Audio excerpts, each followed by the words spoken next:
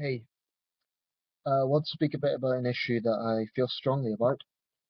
I've mentioned this before, and will probably be repeating some of the things I've said, but it's always a topical issue.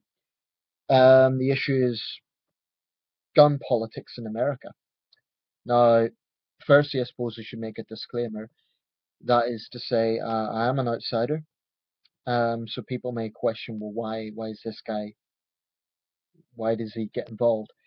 Number one, I'm an internationalist. What I mean by that is that I don't believe that just because I'm from another country, I can't have an opinion on something. I see innocent Americans being killed, and I think it's tragic. Um, I appreciate that being on the ground may have an influence on my views, but I still think that I would maintain the same views that I have now. I find it difficult to see it any other way because I have looked at both sides. I have considered both sides. Um, Put simply, I'm strongly in favor of gun regulation, strict gun regulation. I believe it's common sense. I believe it's entirely justified, and I believe America desperately needs it nationwide. That's a critical thing. Um, I want to divide this video up into several segments. First of all, I want to confront some of the claims that the gun lobby make. Um, because I have spent time studying this, I have spent time looking at all the issues. Um, I'm not claiming to be an expert, but I have spent time considering all the issues. Um, Secondly, the second disclaimer I'd like to make is that, and I always say this when I make videos about gun politics, in no way am I anti-gun 100%, and in no way am I opposed to all gun owners, certainly not.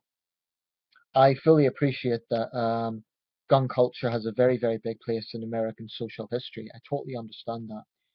And this, in part, can be explained by America's history. I mean, if I was, put it this way, if I was a mountain man living in 1870s Oregon or 1820s Montana, would I have a gun? Hell yes.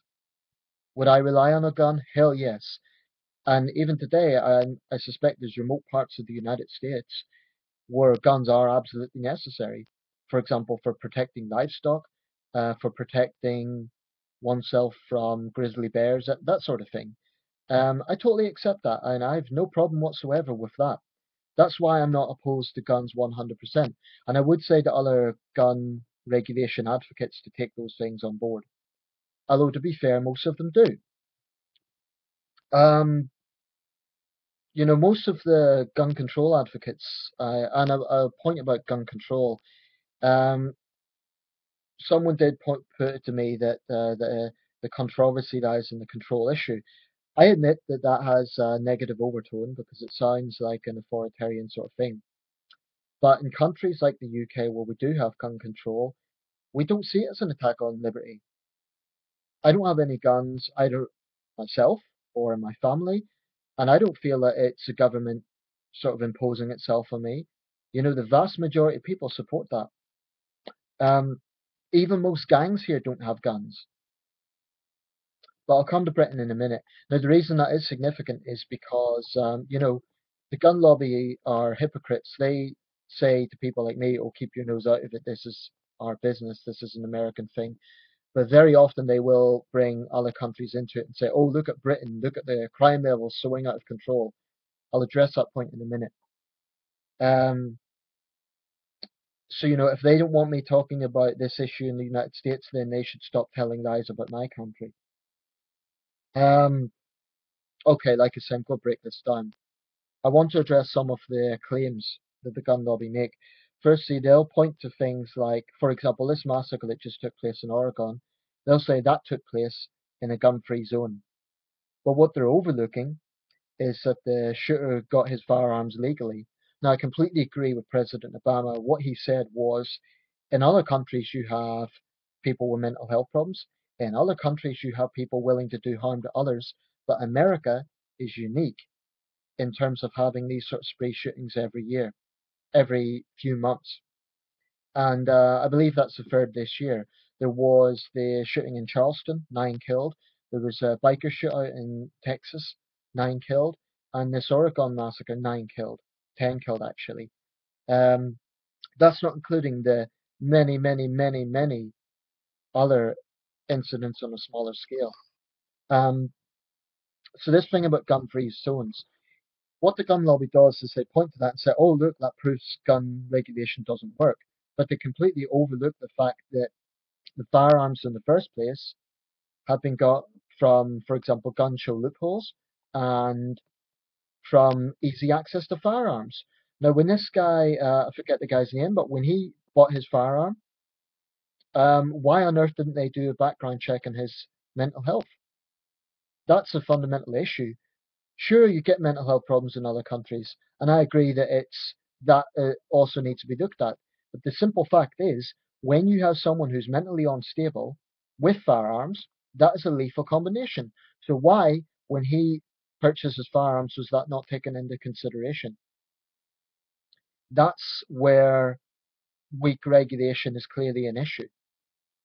Um, As for gangs in big cities, again, that's something the gun lobby points to. They'll say, "Oh, look at the crime rates in Chicago, Detroit, Philadelphia, and so on." My question is, well, wait a second. Where are those gangs getting the firearms in the first place?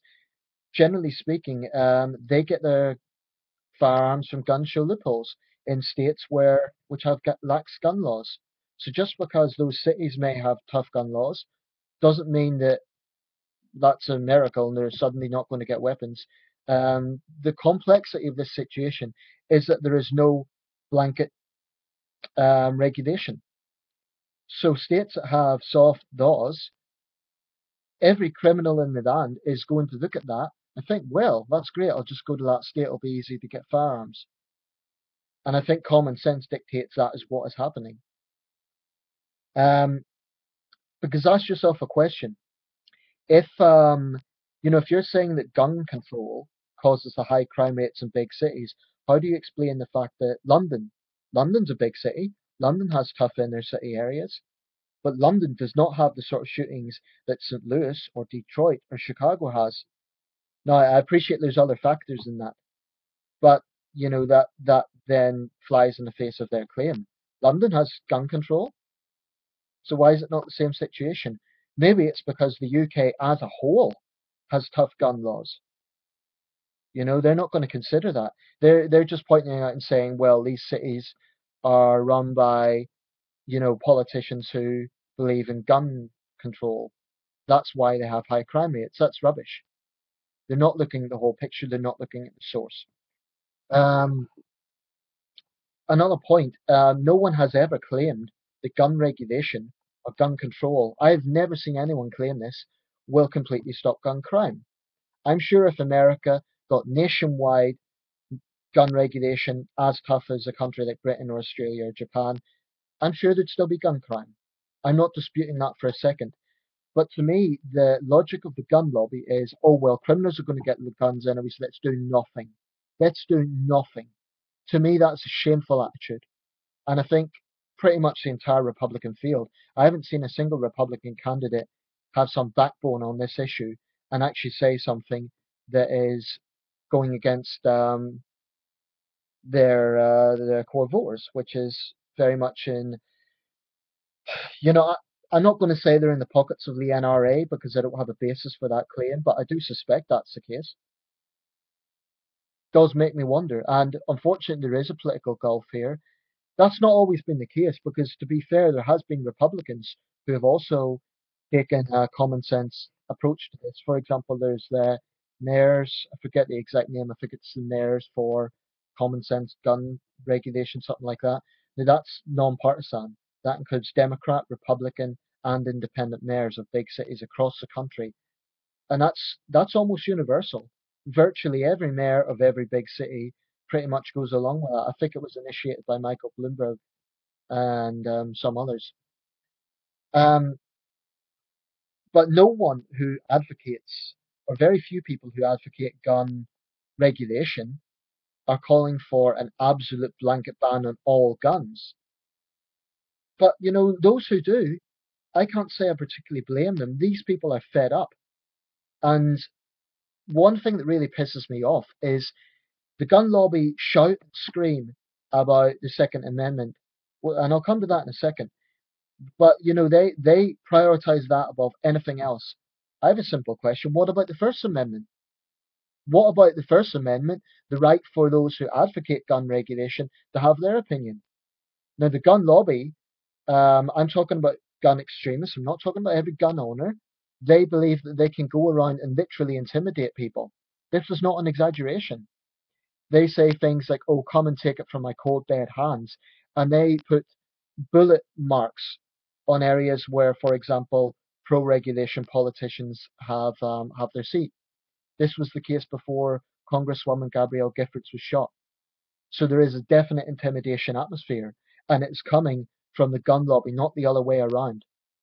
These thugs think that they can bully people into silence, and in my view, as soon as you use that approach, you lose the moral argument. But then it's not surprising for people who, in my opinion, are living in a siege mentality.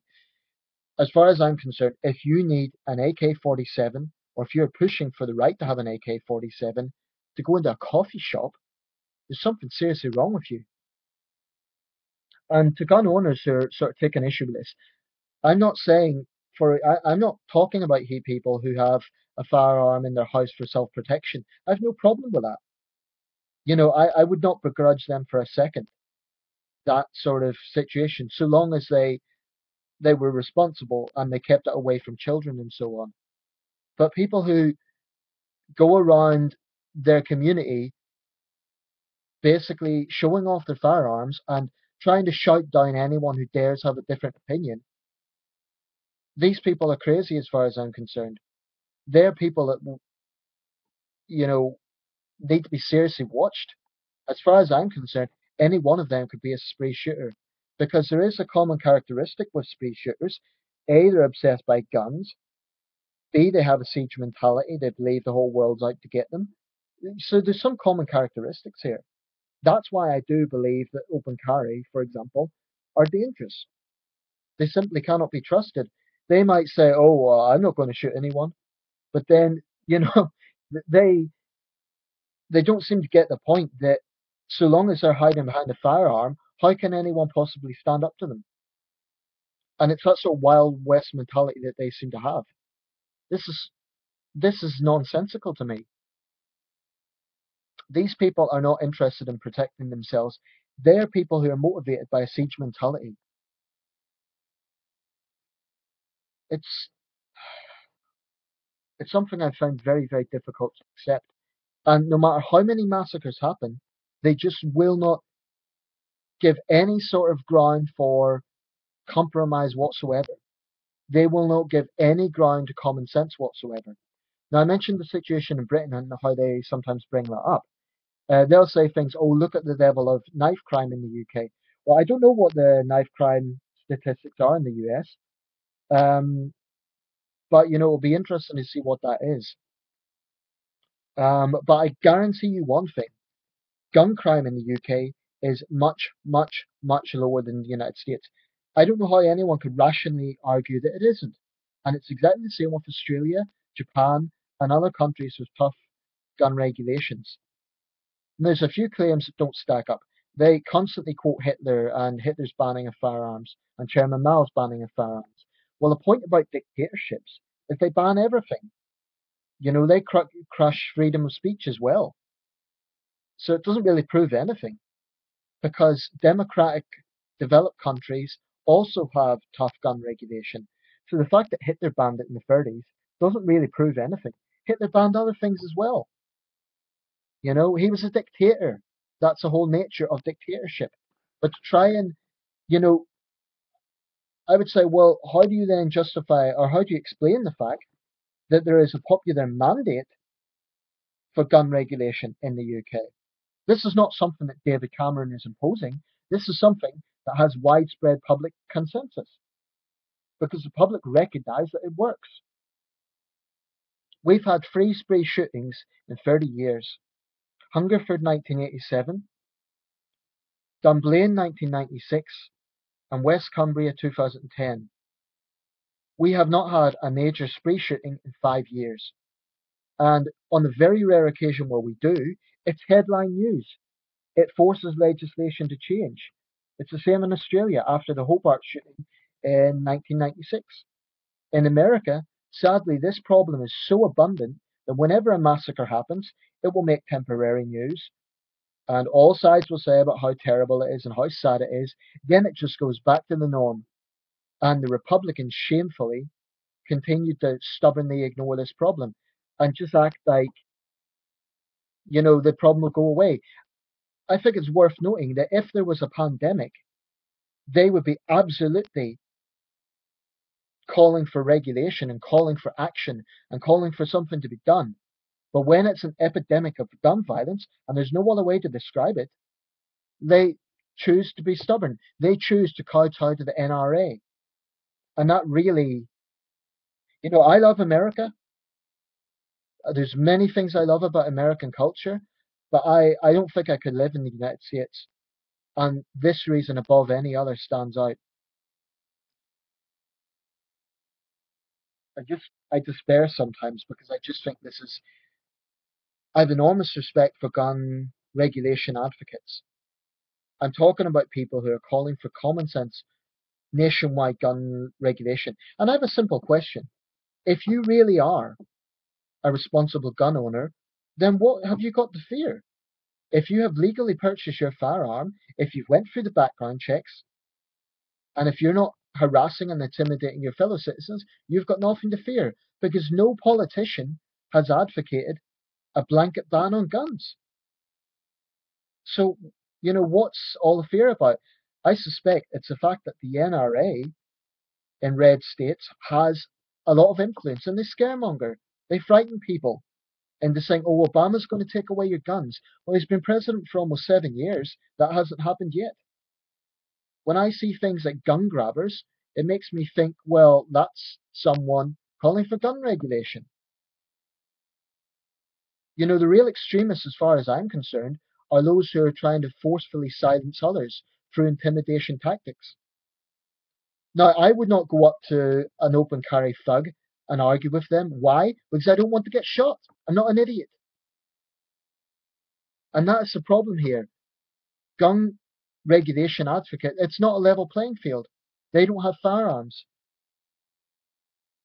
As far as I'm concerned, these gun fanatics are cowards because they hide behind their guns. I'm just so sick of it. I'm sick of their lies. I'm sick of their exaggerations. I'm sick of their siege mentality. And I'm sick of the fact they will not wake up. It doesn't matter how many massacres happen. You know what? There could be a massacre tomorrow. 200 people could be shot dead. They will still come out with the same old excuses. I saw a forum recently. It was after Oregon. One of the parents of one of the victims said, I no longer want to hear your sympathy. I don't give a damn for your sympathy. This was referring to gun advocates because their politics, their logic is what is causing these things to happen. The simple fact of the matter is, you have people with mental health problems in other countries. You do not have such a regular occurrence of spree shootings. It's a simple fact. It just does not happen. Not as regularly. Yes, you can find individual incidents that happen occasionally, but simply not this abundantly. So I do agree with President Obama 100%. And I sympathize with him because he knows that he is is bound. There's only so much he can do, and he must feel deeply frustrated by this. I really despair because how do you get through to people who refuse to see common sense? I think part of the problem is it's become a vicious cycle because they believe that if there's tougher regulation, they say things like only criminals will get guns. But as it stands, the situation makes it a lot easier for criminals to get guns. That's a fact. They'll say things like, oh, well, criminals will get guns anyway. Well, if you make it a lot harder for them to legally purchase firearms, if you have someone who has a history of violence and then you have a gun shop owner say, no, sorry, you're not buying firearms. It's going to be a lot harder for them to get it.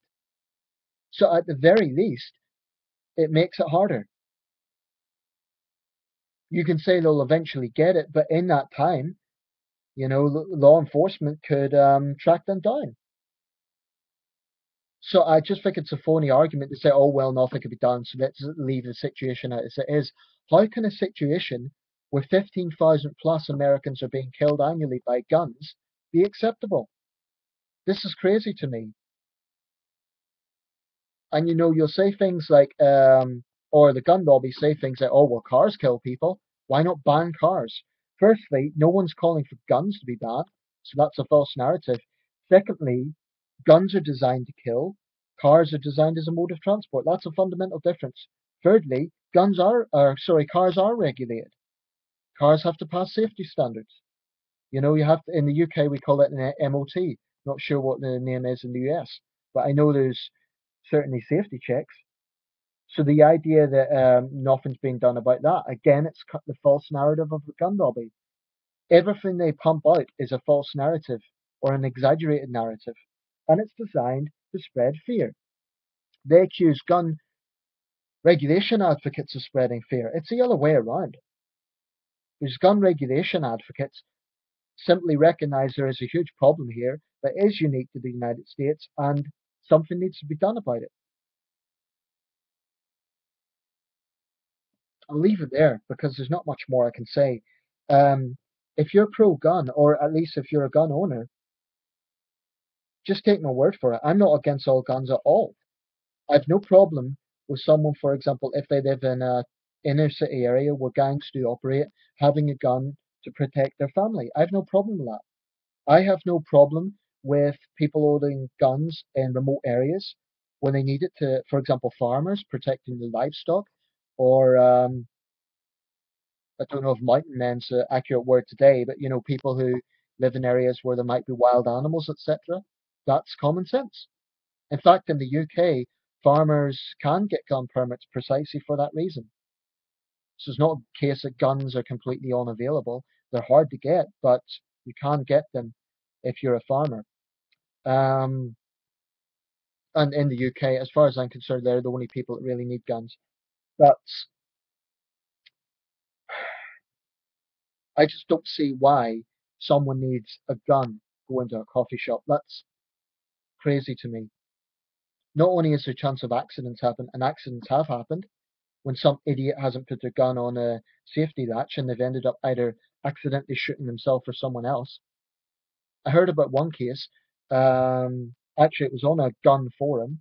A guy claimed that he went into a bar and some people were looking dodgy, so he showed his firearm and they left the place.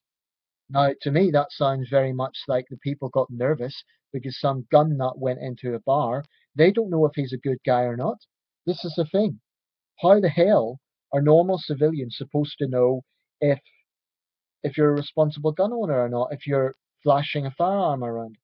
To me, that's very irresponsible. And the final point, I don't claim to be an expert on the American Constitution. I'm not going to claim to be an expert, but it is my understanding that the Second Amendment advocates a well-regulated militia. Now, apart from the fact that the time it was written was a very, very different context, completely different context, much smaller urban populations, just coming out of the Revolutionary War, etc. We're talking 200 years ago. Leaving that aside, I am sure the founding fathers did not have it in their mind that a well-regulated militia, translated as open carry nuts going around, um, flashing their firearms and advocating that every man, woman, and child in America could have an unlimited supply of firearms. That does not sound like a well-regulated militia to me. I just hope one day this madness is going to end, and I hope one day um, common sense prevails. I have enormous respect for those Americans who are trying to do something about this. Um, I'm not talking about people who want to ban all guns. I don't think that's what they want. Why? Because I've seen it firsthand. I've seen what they've advocated. And contrary to the NRA lies, it is not a ban on all guns. It's simply calling for much better regulation nationwide. It's no good saying, oh, well, regulation isn't working in this state or this city. It has to be nationwide. And then, you know what? If there is a nationwide, consistent, tough regulation, and America continues to have the rates of gun violence that it has, then I'll concede that I was wrong. And maybe America is a unique case. But until that time, I'm convinced that those who advocate gun regulation are on the right, and those who advocate unlimited guns, adding fire to fire, I'll be convinced that they've got their head in the sand.